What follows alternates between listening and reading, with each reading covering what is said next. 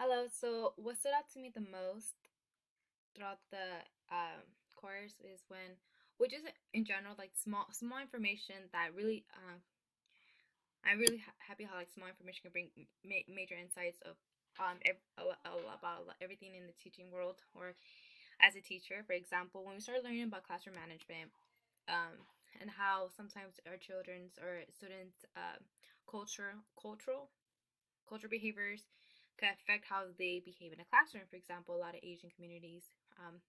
in order for them to show respect, they don't really make eye contact to an elder, and so I thought that was really interesting, and just even small things like that could affect the entire dynamic of a classroom. And then also, what stood out to me the most is just understanding signs of child abuse, and also considering like seeing the different symptoms or different behavior students would do, and just really understanding the importance of how you need to the importance of information, small things like that, and how that can affect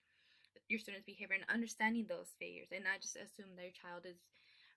misbehaving and doesn't want to behave well. But no, there's actually other factors that could cause cause that behavior, and that you need to kind of take a pause and really think of what is the reason behind this and what is causing this, and then to have a more productive reaction and to take control of your classroom once again.